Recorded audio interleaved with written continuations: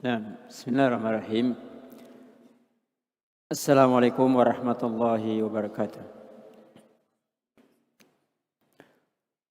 Alhamdulillah nahmaduhu ta'ala wa nasta'inuhu wa nastaghfiruh wa na'udzu billahi min shururi anfusina wa min sayyiati a'malina. May yahdihillahu fala mudilla lah wa may yudlil fala hadiya lah. Asyhadu an la ilaha illallah wahdahu la syarika lah wa asyhadu anna nabiyyana Muhammadan sallallahu alaihi wa ala alihi wasallam.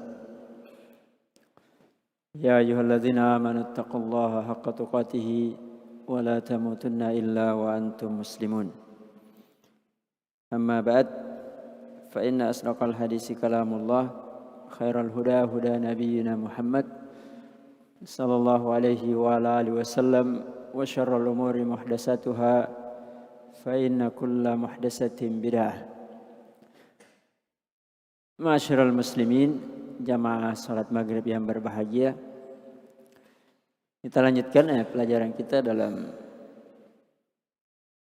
Risalah Salasata Usul. Pada pertemuan yang lalu kita sudah memahami makna la ilaha illallah, bahwa la ilaha illallah itu punya dua rukun. Yang pertama an-nafyu, yang kedua al-isbat. An-nafyu bisa juga dikatakan al-bara', isbat al-wala, ya. Bisa juga dikatakan at-tajrid. Di sini at-tafrid. Bisa juga at-takhliyah. Di sini at-tahliyah. Bisa juga di sini al-bughdu, marah. Di sini al-mahabbah. Ya, terserah yang mirip-mirip. Ini rukun la ilaha illallah. La ilaha sini illallah. Kan itu dalil yang disebutkan di situ. Ya. Wa idz qala Ibrahimu li abihi wa qaumihi inni bara mimma ta'buduna min dunillah illa alladzi fatarani. Inni bara'un mimma ta'buduna min dunillah. Ini la ilaha illa alladzi fatarani, yani illallah. Ya ahlal kitab ta'alu ila kalimatin sawa'in bainana wa bainakum alla na'buda illallah. Alla na'buda illallah, yani alla na'buda la ilaha illallah, ya illallah. Wala nusyriku bihi syai'an. Ini takkid kepada penafian. Wala yattakhidhu ba'duna ba'dan arbaban min dunillah, dan seterusnya. Jadi semua kalimat dalam Al-Quran yang menunjukkan makna la ilaha illallah itu harus memenuhi dua rukun ini. Nah, sekarang kita lanjutkan masih terkait dengan la ilaha illallah. Sekarang syaratnya.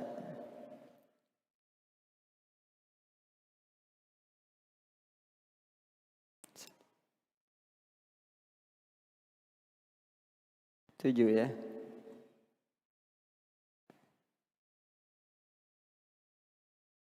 Tapi sebelumnya yang perlu dipahami bahwa la ilaha illallah itu dulu kita sudah jelaskan makna syahadat. Apa artinya syahadat?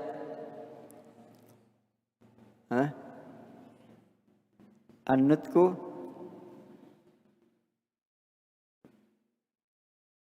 apa? Ya, bil ilmi wal yakin. Jadi kalau orang ingin masuk Islam harus bicara. Ya, bicara. Artinya melafadzkan la ilaha illallah yang dibangun di atas ilmu dan keyakinan. Sekarang pembahasan berikutnya, apakah cukup hanya mengucapkan syahadat saja? Apakah cukup mengucapkan syahadat saja maka keislaman seseorang sudah benar? Karena banyak orang mengucapkan syahadat kan. Di zaman Nabi, orang-orang munafik setiap hari salat, setiap saat mengucapkan syahadat, tapi tidak memberi manfaat. Kalau begitu, kapan syahadat itu memberi manfaat? Ya, walaupun dia sudah mengucapkan ini, maka para ulama menjelaskan bahwa la ilaha illallah itu memberikan manfaat kalau memenuhi syarat. Memenuhi syarat. Sama kalau kita salat. Biar salat kita memenuhi rukun-rukunnya, tapi tidak terpenuhi syaratnya, tidak memberi manfaat.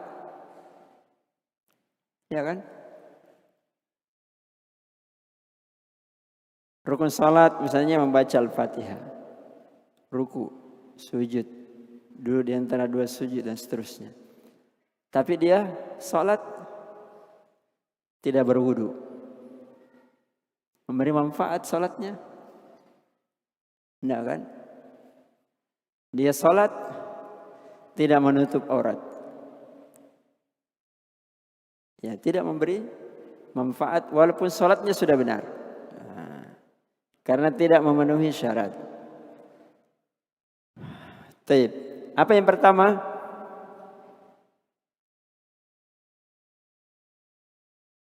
Ya, al-ilmu. Apa lawannya ilmu? Al-jahal. Diibadahi yang benar kecuali satu, yaitu Allah. Ya, ilmunya praktis saja. Tapi tidak sepraktis teorinya dengan kehidupan sehari-hari. Tapi sebagian orang dia tidak akan mengucapkannya. Jadi diilmui bahwa satu-satunya yang berhak diibadahi adalah Allah Subhanahu wa taala. Dan semua sesembahan selain daripada Allah itu sesembahan yang batil. Nah, itu ilmunya la ilaha illallah. Yang kedua, apa yang kedua? Tayyib. Al-yakin. Apa lawannya yakin? Ya, asyak atau ar-raib.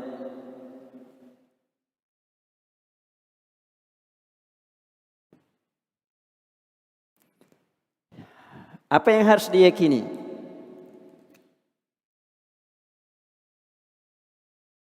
Ya, setelah diilmui, diyakini bahwa betul Allah satu-satunya yang diibadahi. Dan semua sesembahan selain daripada Allah itu harus diyakini batil. Jadi kalau seseorang mengucapkan la ilaha illallah masih ada keraguan. Siapa tahu betul. Kalau ke sungai boleh, atau ragu-ragu bahwa itu tidak batil. Siapa tahu betul juga itu orang Nasara bahwa Isa itu boleh dijadikan ilah. Berarti belum yakin dengan la ilaha illallah. Ya, ragu. Saya yakini betul-betul bahwa Allah itu berhak diibadahi. Tapi saya masih ada kemungkinan. Ya, kemungkinan kalau menyembelih itu buktinya dia sembuh. Kalau datang ke dukun, buktinya banyak yang hilang penyakitnya. Maka berarti boleh. Ya, itu kan mudah teorinya ya. Kadang masuk dalam hati, bisa juga ya. Jangan-jangan mereka juga benar, atau ada nilai kebenarannya. Itu tidak boleh. Kalau meyakini la ilaha illallah, tidak boleh muncul hal-hal seperti itu. Akan itu kita hidup di zaman yang fitnah keyakinan itu sangat luar biasa. Bukan cuma fitnah syahwat sebagaimana yang kebanyakan selalu digembar-gemborkan. Ya, itu betul juga banyak. Tapi yang lebih berbahaya lagi, fitnah mengurangi, melemahkan keyakinan. Ya, menganggap semua agama benar, atau tidak boleh menganggap orang lain salah keyakinannya. Itu kan melemahkan. Ya, atau ingin menyatukan semua keyakinan. Tidak boleh saling menyalahkan. Tidak boleh menganggap diri paling benar. Iya kan? Ya, banyak sekali. Apalagi anak-anak kita main game, tidak terasa kalau menang, pergi ambil kekuatan di batu, di dewa, di mana. Itu semua melemahkan keyakinan. Ya, mungkin tidak terasa main setahun, 2 tahun. Suatu saat dia mengalami sesuatu, dia ingat permainannya. Ya. Lihat buktinya kemarin di sini kan.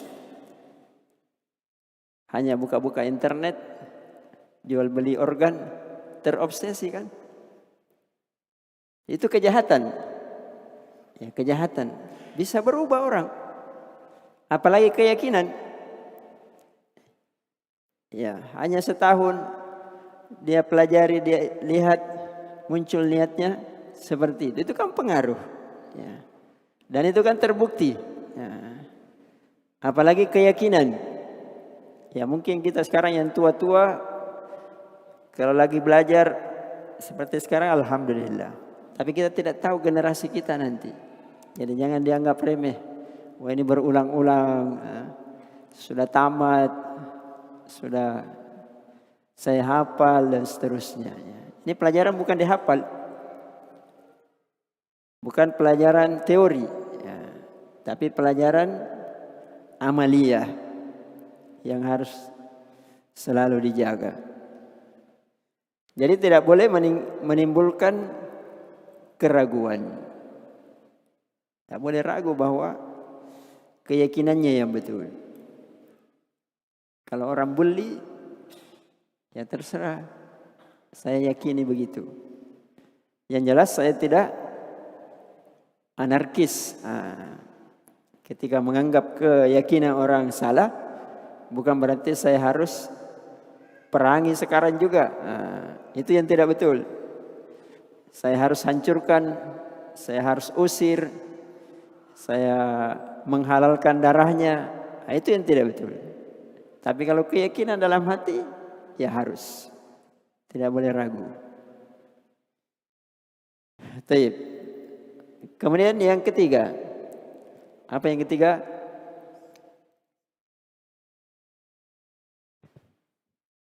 Ya bisa dibalik-balik.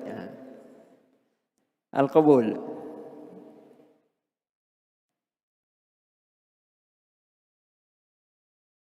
Apa lawannya al-qabul? Ya, menolak. Jadi kalau sudah tahu mana la ilaha illallah, sudah meyakininya, maka dia harus menerima tanpa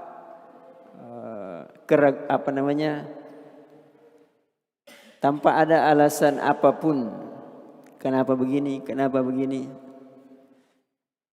Ada perasaan tidak enak, ada perasaan sungkan dan sebagainya, itu harus dihapus. Harus diterima dengan sepenuh hati. Tidak ada yang ditolak sedikit pun. Misalnya seperti tadi, semua sesembahan selain daripada Allah itu dianggap batil. Diterima. Tapi ada tapinya. Itu tidak boleh, bukan qabul namanya. Tapi ya ini saja. Tahun ini saja.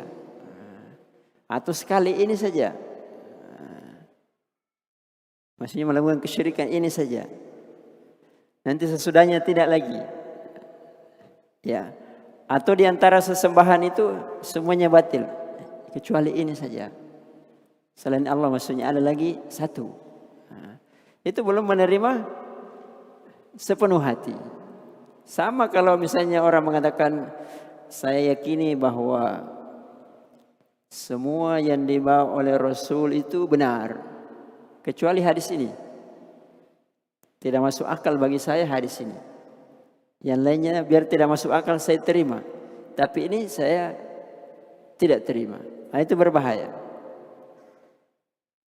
Ya, berbahaya. Berarti dia belum menerima dengan sepenuh hati. Itu belum benar tauhidnya. Ya. Karena ya seperti tadi, cuma dua kemungkinan. Kemungkinan yang pertama dinafikan, yang kedua ditetapkan. Ya, tidak ada kemungkinan yang lain. Tidak ada tapi-tapian yang lain. Tidak enak terhadap sesembahan itu. Tidak. Taib. Yang keempat, tidak usah terlalu panjang lebar ya. Ikhlas. Apa lawannya ikhlas?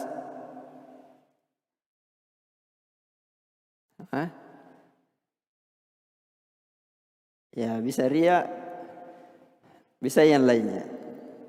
Artinya ada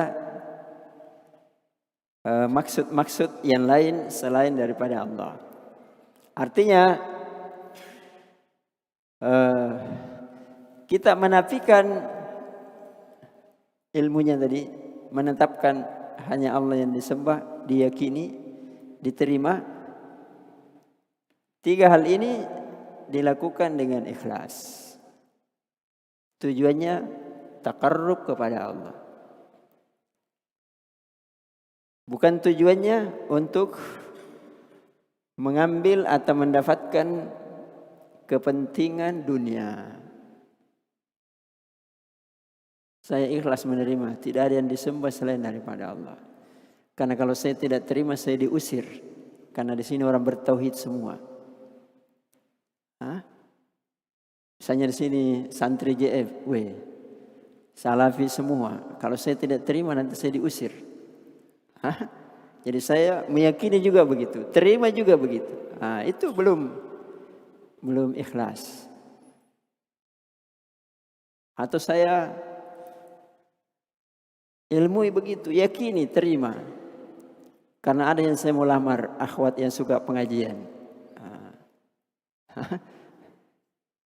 Ya kan begitu namanya ikhlas, tidak ada yang lain-lain dari urusan dunia. Ini kan urusan keyakinan. Tidak terkait dengan urusan dunia.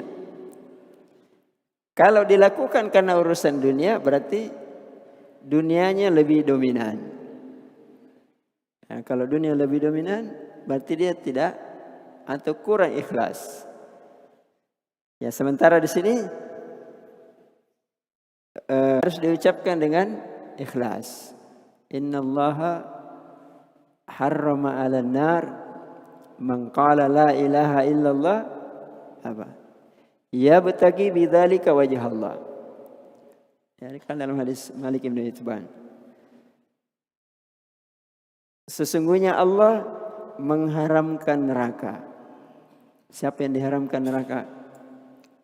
Siapa yang mengucapkan syahadat la ilaha illallah, apa yang dicari? Wajahnya Allah. Bukan tujuan dari tujuan dunia. Nah, ini kan berat. Ya.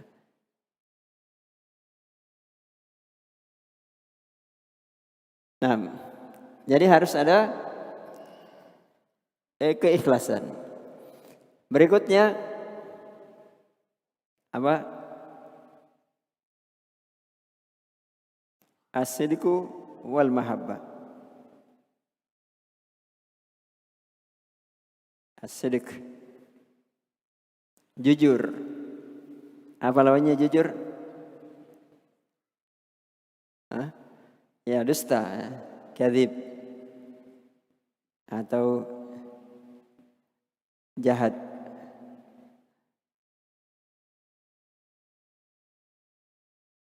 Menolak. Harus jujur. Kan itu orang munafik dikatakan munafik karena dia menolak kalimat tauhid dengan hatinya. Dengan hatinya. Tapi lisannya menerima. Ya, lisannya menerima. Dia ucapkan, tapi hatinya tidak. Ya, maka dikatakan dia dusta. Idza ja'akal munafiquna qalu nashhadu innaka la rasulullah wallahu ya'lamu innaka la rasulullah wallahu yashhadu innal munafiqina lakadzibun. Allah mempersaksikan bahwa orang munafik itu dusta dengan syahadatnya. Dia berikan dalam Al-Quran dia bersyahadat, tapi Allah dustakan syahadatnya. Apanya yang didustakan? Bicaranya tidak. Tapi yang didustakan dia tidak jujur. Karena hatinya tidak memenuhi ini syarat yang tadi. Hatinya tidak mengilmui, tidak meyakini dan tidak menerima, kemudian tidak ikhlas mengucapkannya. Ya. Dia dusta. Maka menjadilah dia orang yang paling kafir. Innal munafiqina fid darkil asfali minan nar. Ya. Kenapa? Karena dia dusta. Dusta dengan keyakinan itu lebih berat daripada dusta dengan muamalah urusan dunia. Ya, kalau orang berdagang nipu-nipu, ya, orang janji tidak penuhi atau ya macam-macam. Saya kira semua sudah tahu. Itu masih lebih ringan.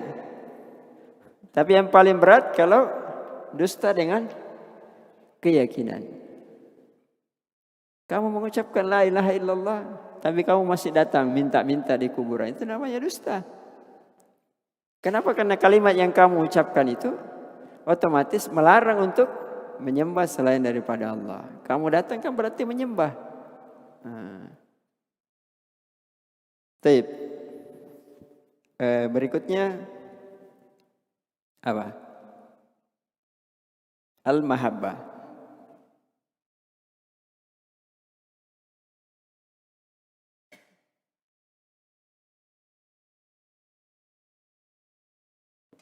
Al-mahabbah.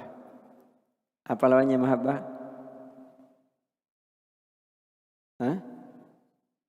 Ya al-bughdu, benci.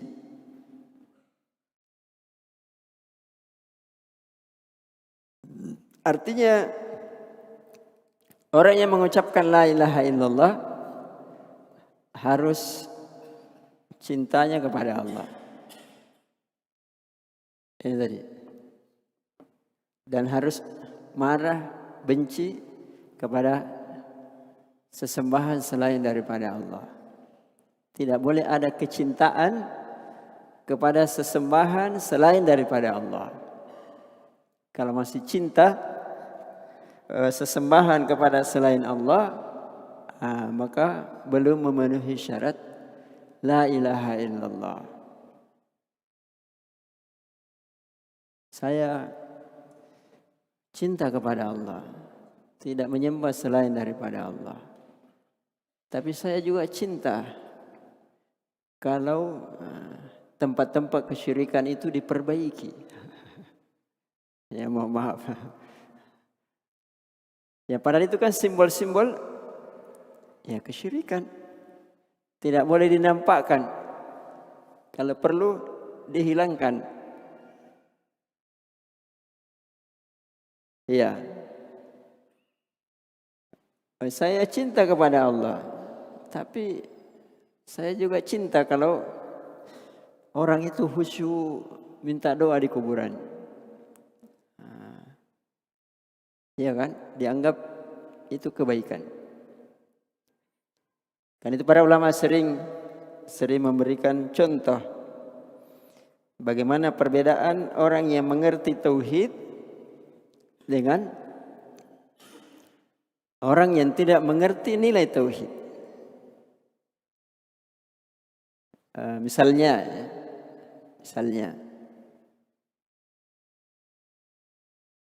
ketika kita lewat atau anggaplah kejadian kemarin pembunuhan, semua orang marah tidak? Marah kan? Yang lihat, yang baca di berita, pokoknya semua sepakat bahwa itu kejahatan. Timbul girohnya, giroh melawan, tidak senang, benci kepada kejahatan. Tapi coba lihat, kalau misalnya kita lewat di sini juga, ada orang yang buang telur, atau buang apa saja yang terkait dengan keyakinan, siapa yang benci dia? Mungkin orang JF saja. Padahal itu lebih berbahaya daripada membunuh. Kenapa? Karena itu kejahatan keyakinan. Dia tidak akan masuk surga kalau dia tidak bertobat darinya. Tapi orang yang membunuh, walaupun masuk neraka, nanti masuk surga. Kalau ada amalannya yang lain, bisa saja Allah ampuni walaupun dia tidak mohon ampun. Jelas perbedaannya? Ya, jadi dalam hati orang yang bertauhid itu selalu girohnya lebih besar terkait dengan keyakinan daripada urusan yang lain. Ya, bukan berarti kita tidak cemburu, giroh dengan urusan yang lain, bukan. Tetapi kecemburuannya, semangatnya untuk menghilangkan kesyirikan itu tetap lebih besar daripada yang lain. Karena itu adalah ya asas beragama. Bahkan agama dibangun di atas hal tersebut. Ya, dibangun di atas hal tersebut. Orang yang membunuh, orang kafir pun tidak suka. Walaupun orang kafir suka juga membunuh. Membunuhnya lebih sistematis. Tapi tidak suka membunuh. Dia haramkan juga membunuh. Bahkan slogannya kan hak asasi. Orang yang bersalah pun tidak boleh dibunuh. Saking tidak sukanya pembunuhan, ya kan? Ya kan? Sekarang kan kalau hak asasi manusia itu mau dihapuskan hukuman mati.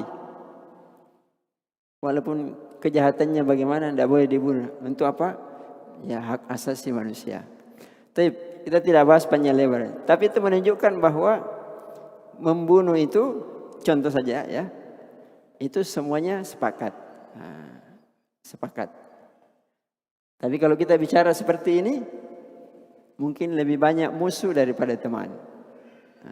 Karena tidak atau ketidaktahuan tentang makna la ilaha illallah. Bahkan orang muslim pun yang mengaku muslim pun mungkin sebagian besar memusuhi. Ya. Baik. Kemudian terakhir,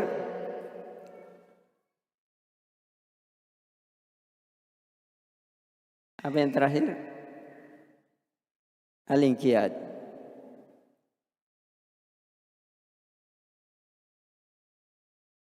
Tunduk. Jadi setelah menerima, ini pokoknya, ini cabanya, tunduk. Taat. Apa lawannya tidak tunduk? Menolak.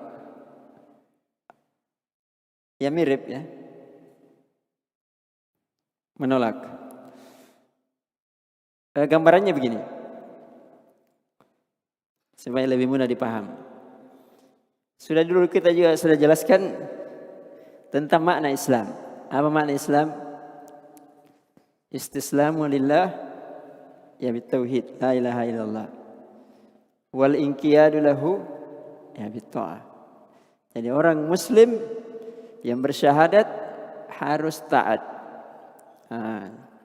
Kasih gambaran begini. Sama tadi, ada dua orang.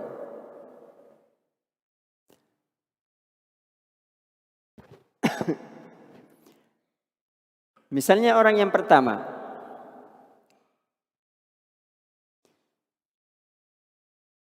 dikatakan kepadanya, kenapa tidak haji?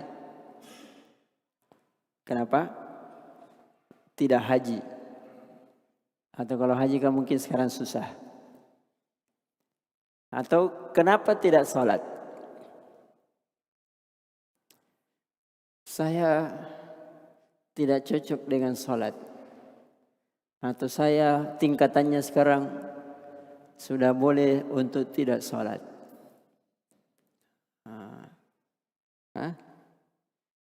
Tapi karena kita teman, kamu sholat, ya saya ikut sholat. Atau karena kamu teman, tidak enak dikatakan sudah ada uangnya, ada biayanya, bisa difasilitasi, tidak naik haji. Kalau begitu saya ikut kamu naik haji. Jangan sholat, karena sebagian ulama menganggap orang yang meninggalkan sholat itu kafir. Kita pakai haji saja. Saya haji. Jadi yang pertama, ikut haji. Pulang diberi gelar haji. Tapi dia sebenarnya tidak mau mengerjakan haji. Hatinya tidak tunduk. Cuma ya karena mudahan dengan manusia. Masa di kampung ini semua orang yang tidak selevel dengan saya sudah haji, nanti tidak enak. Tapi dia sebenarnya tidak mau.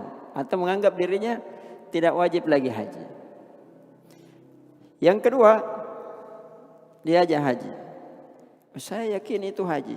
Wajib, rukun Islam. Tapi saya sibuk. Masih banyak urusanku. Saya mau meeting sana. Ini perusahaanku ini. Sehingga tidak naik-naik haji. Tapi dia yakini dia berdosa karena tidak haji. Mana yang lebih bagus? Ini tidak haji. Mana yang lebih bagus? Ya, yang kedua. Karena dia masih taat. Walaupun dia tidak kerjakan semua ketaatan. Kalau ini walaupun dia kerjakan, tapi hakikatnya hatinya tidak taat. Cuma dia kerjakan karena hanya menjaga status sosialnya, menjaga kedudukannya, menjaga omongan orang dan sebagainya. Tapi hatinya tidak tunduk taat kepada Allah. Maka ini lebih bagus walaupun dia tidak kerjakan. Dikatakan dia berdosa, dosa besar. Tapi hatinya mengakui, tunduk. Ya itulah pentingnya orang memahami dan mengerti apa syarat la ilaha illallah. Dan itu perlu kita murajaah diri kita masing-masing. Apakah kalimat tauhid yang saya ucapkan setiap hari khususnya ketika sholat itu sudah memenuhi dan terpenuhi syarat-syarat itu atau belum? Supaya tidak sia-sia kita beramal, ya, tidak sia-sia kita beramal. Karena itu ada kisah sebagai penutup, ya. Ada seorang penyair yang terkenal di zaman Bani Umayyah, namanya Firasdak, terkenal, syair-syairnya sangat banyak. Ketika istrinya meninggal,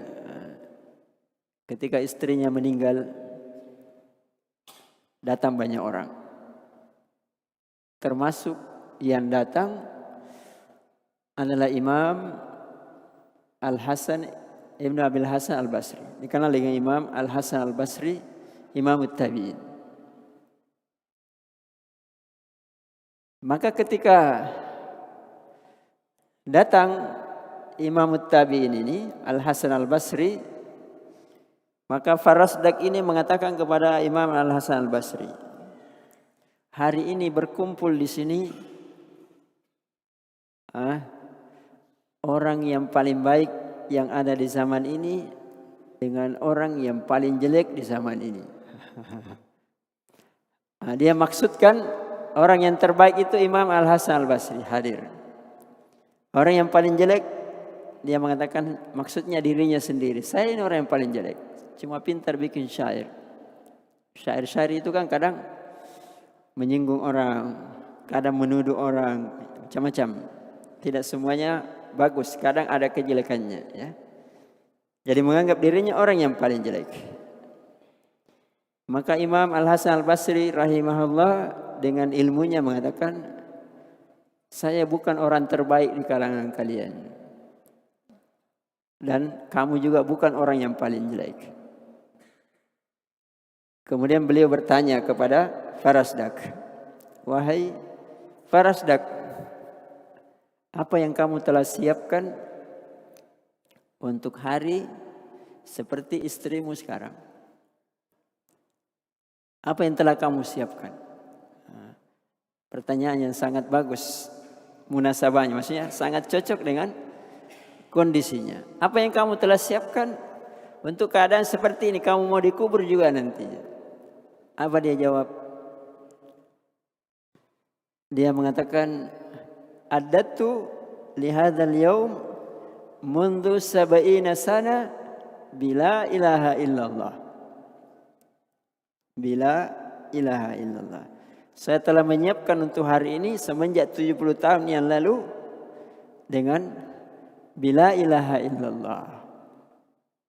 Apa kata Imam Al-Hasan Al-Basri? Nikmatil uddah. Persiapan yang terbaik. Tetapi, masih ada tetapinya. Tetapi, kata beliau, kalimat ini tidak cukup hanya diucapkan saja. Harus juga dipersiapkan amalnya. Dipersiapkan hal-hal yang membatalkannya. Wa qazfil muhsanat. Hati-hati kamu karena suka menuduh orang yang tidak-tidak. Itu termasuk bagian dari la ilaha illallah. Ya, ini maksudnya syarat-syaratnya. Kemudian yang lebih jelas lagi, ya, mungkin yang paling sering dikutip di buku-buku, dikatakan kepada Wahab ibnu Munabbih rahimahullah. Orang mengatakan la ilaha illallah miftahul jannah. La ilaha illallah kunci dari surga. Apa kata beliau? Ya betul. La ilaha illallah kunci surga. Tapi kunci surga itu kalau hanya dengan la ilaha illallah belum cukup. Artinya kalau hanya bersyahadat mengucapkan saja belum cukup. Karena kata beliau kunci itu kalau los tidak ada gigi-giginya tidak bisa membuka pintu. Ya kan?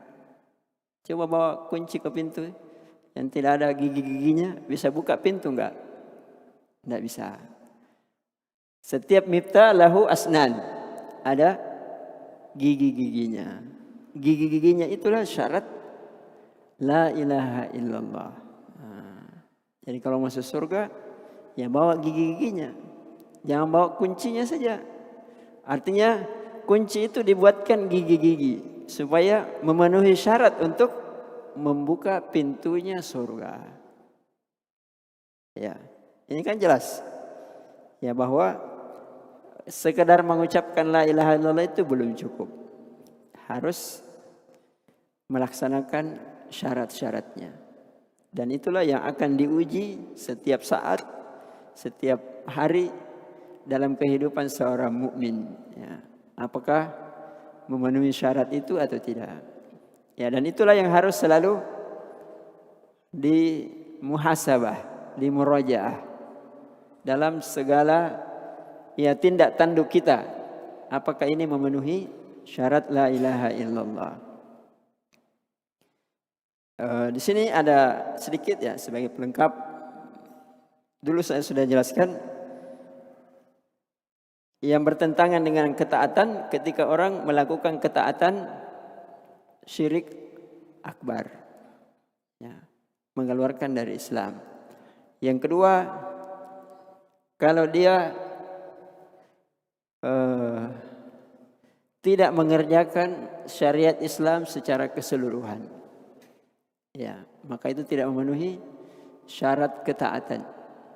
Misalnya tidak sholat sama sekali, tidak melaksanakan kewajiban sama sekali. Nah, adapun kadang melaksanakan, kadang tidak, ada sebagian ditinggalkan, tapi hatinya masih tetap taat, ya itu masih digolongkan dia adalah seorang ya muslim.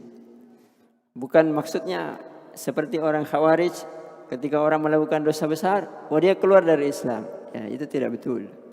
Karena ketaatan dalam hatinya ada, walaupun kadang dia melakukan ya dosa dan maksiat. Kecuali memang itu tadi hatinya ya, seperti ini, hatinya tidak mau tunduk menerima syariat Islam, menolak syariat Islam. Ya, saya kira cukup yang secara ringkas. Nanti kita pindah kepada yang kedua, yakni syahadat Muhammadar Rasulullah. Nah, Allahu a'lam. Kita cukup ya. Sallallahu alaihi wasallam ala nabiyina Muhammad wa ala alihi wa ashabihi wa man tabi'ahum bi ihsan ila yaumiddin. Subhana rabbika rabbil izzati amma yasifun. Assalamu alal mursalin. Wa akhiru da'wana alhamdulillahi rabbil alamin.